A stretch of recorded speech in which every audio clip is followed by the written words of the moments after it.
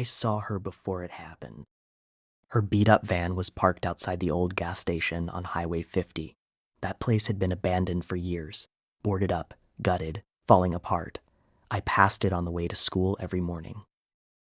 No reason for anyone to be there. I wondered if she'd run out of gas or had car troubles, but she didn't try to wave me down for help. She had dark hair and tattoos and was just standing there, staring at the building like she knew something I didn't. She didn't look up as I drove past, just watched. That night, my friends and I went back. I don't remember whose idea it was. Probably Colby's, that dick. We parked behind the building, out of sight. Got inside easy since the lock was already busted. The smell hit first. Mold, rust, rot. We sat on broken junk, cracked open beers, and started telling ghost stories, the kind everyone in town knows. About the gas station's owner, Nelson Buckley, killed during a robbery. Some say he was shot after he emptied the register. Others, they say Nelson refused to give the robbers a cent, so they doused him in gasoline and burned him alive. We were halfway through the beers when I saw something moving between the shelves. Just for a second, a shape watching us. Then it was gone. My friends laughed it off, said I was messing with them. Colby and Emma went outside to get some air. I didn't want to watch them make out, so I stayed in the building with Miguel. I was still jumpy after seeing that shape and kept looking over my shoulder. Everything in the building felt wrong, like someone was watching us. And then we heard screaming outside. Emma burst back in, panicking. "Something's out there," she shouted. "We need to go." Miguel thought it was a prank, but I knew it wasn't. Then the door slammed shut behind her. Hard. We tried to open it. It wouldn't move. It didn't make sense, because the lock had definitely been broken when we'd gotten there. The door used to be glass, but that had broken, and it was covered with thick wooden planks. Emma pounded on them and screamed for help, while Miguel shouted at Colby to stop playing around and let us out. Colby ran off, Emma said, tears running down her face. That's when a smell like burnt, rotten meat hit us.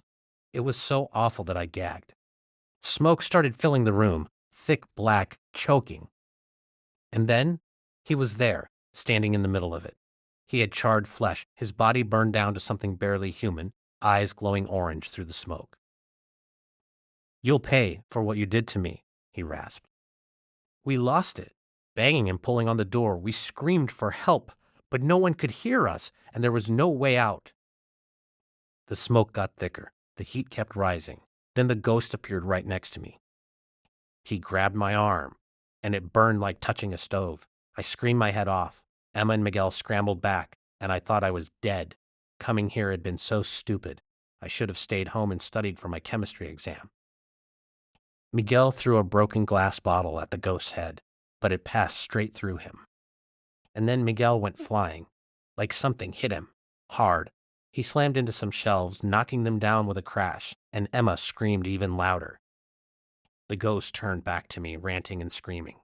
About fire, about revenge. He was going to kill me. Then something slammed into the door from the outside, again and again. I thought the ghost was doing it, but he turned confused. The door exploded inward, and she walked in. The woman from earlier. She wore torn jeans and cowboy boots and looked around perfectly calmly, like she saw ghosts every day. The ghost let go of my arm and rushed her. She didn't run, and I wanted to scream a warning. Then she punched him. Seriously, she punched a ghost. I don't know how she hit him when that bottle Miguel threw didn't. Maybe it had something to do with how her fist was on fire. The ghost wailed. The entire gas station shook. The ghost was losing his shit. He screamed that we wouldn't burn him again and he'd kill us for killing him. Heat spiked and black smoke swirled. Wind whipped up all the trash in the building, and I shielded my face. The woman clenched her fists, and I thought she was going to punch him again, but then she just talked. "We're not the people who killed you," she said. "Look at us." "You twisted murderers," the ghost roared. "You won't hurt me again." His voice made me flinch, and Emma whimpered, but the woman didn't even twitch. "We're not here to hurt you," she said. "Look at us." He looked around with those horrible burning orange eyes. and I couldn't breathe when they landed on me. But then the wind died down and the ground stopped rumbling. The people who killed you, they're not ever coming back, the woman said. You don't need to stay here. There are people waiting for you on the other side. The ghost, he started to change, shrink, like the anger was draining out of him. It's not fair, he said. They shouldn't have killed me like that. No, the woman agreed gently. They shouldn't have. For a second, the ghost looked human. Nelson Buckley was just a man, an ordinary guy, sad, scared, and broken. Later, she explained everything.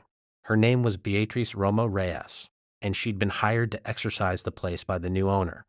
On the same night, we decided to break in. Crazy coincidence, huh? She said we were lucky. The gas station's been renovated now. Looks normal. People go in and out all the time. It's supposed to be safe now, the ghost long gone.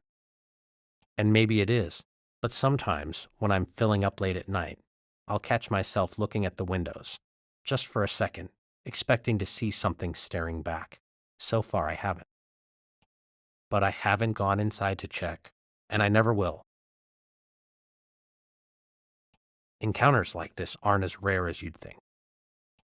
Subscribe for more paranormal stories, and if you want to learn more about Beatriz Romo Reyes, the exorcist who handled this one, there's a link in the description.